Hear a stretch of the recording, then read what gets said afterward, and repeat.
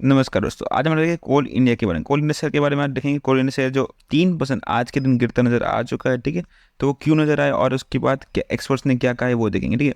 तो Coal India share price climbs 3% after the Nomura slash target price recommend on sell on rise strategy for the PSU stocks. मतलब कि कोल इंडिया का share का price जो था वो 3% आज लगातार अभी तक गिर चुका है, ठीक है। क्यों गिरा? बिकॉज ऑफ नोवा स्लैश उन्होंने अपना टारगेट प्राइस को कम कर, ठीक है। जो टारगेट प्राइस दिया था कोल इंडिया के लिए वो टारगेट प्राइस को कम करके बताया गया है, रिकमेंड करते हुए नजर आया कि वो अपनी स्ट्रेटेजी कौन सी यूज करे, सेल ऑन राइस वाली स्ट्रेटेजी। मतलब कि प्राइस बढ़ते नजर आया, अच्छा हाई नजर आया तो बेच दो, ठीक है। सेल को बेचने के लिए कहा गया है, ठीक है। तो ये कहना है नमोवा के बारे में, ठीक है। नमोवा का ये कहना है, इस वजह से हमें कोल इंडिया के अंदर डिक्लाइन देखने मिला है, ठीक है। अभी देखो कि Coal India share Wednesday trading मतलब आज के दिन जो उनका प्राइस गिरा है, ठीक है, 3% से ज़्यादा गिरने नजर आया, ठीक है। क्यों? बिकॉज नमो ने अपना टारगेट जो है वो डिक्रीज किया। टारगेट क्या था पहले? क्या था उनका टारगेट? था कुछ 567 का टारगेट दिया कर दिए, तो उसको 4% कम करके 544 का कर दिया गया है, 542 का कर दिया गया है, ठीक है। तो ये टारगेट प्राइस क्यों कम किया है? Because Nomura noted a decline in volume in August 24। मतलब कि नमोआ ने अब देखा कि जो उनका वॉल्यूम रेट था, ठीक है, वॉल्यूम वो कम हुआ है, ठीक है। कोल इंडिया का जो वॉल्यूम था वो डिक्लाइन नजर आया, ठीक है।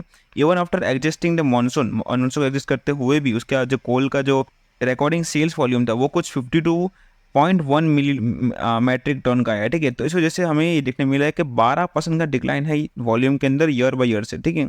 तो ये बहुत बड़ा डिक्लाइन होता है और वो नोटेड किया है नमोआ ने, और इसकी वजह से उन्होंने टारगेट को भी कम कर दिया, साथ ही साथ company profit where also negatively impact by the reduction in the e auction prices of 2336 के, ठीक है। मतलब कि देखो कंपनी का जो प्रॉफिट है वो भी नेगेटिव इफेक्ट हुआ है, ठीक है, जिसकी वजह से हमें ई ऑक्शन के अंदर भी रिडक्शन नहीं मिला है प्राइस का, ठीक है, जो कि कुछ हो चुका है 2336 का कुछ, और वो कम हुआ, इस वजह से भी हमें देखने मिला कि नेगेटिव इम्पैक्ट नज़र आया है, ठीक है।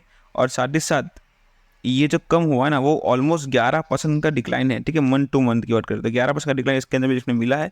इस वजह से नमोआ ने मेंटेन किया है कि सेल ऑन राइस, ठीक है। कोल इंडिया को सेल ऑन राइस पे रखा हुआ है कि प्राइस बढ़ते नजर आए तो बेच दो, ठीक है, बात खत्म।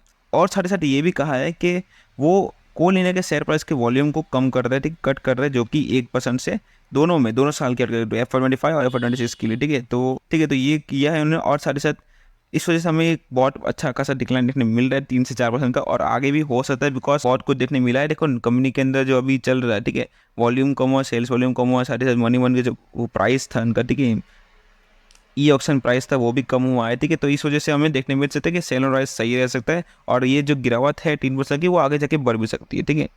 तो यही थी कुछ कोल इंडिया के शेयर न्यूज़, ठीक है, लेटेस्ट न्यूज़ जो अभी अभी हाल ही में आई है। और वीडियो से लाइक करना, चैनल पर नोटिस करना, और ऐसे ही वीडियोस डेली वीडियोस देखने के लिए सब्सक्राइब जरूर कर देना, ठीक है। मिलते हैं अगले वीडियो में।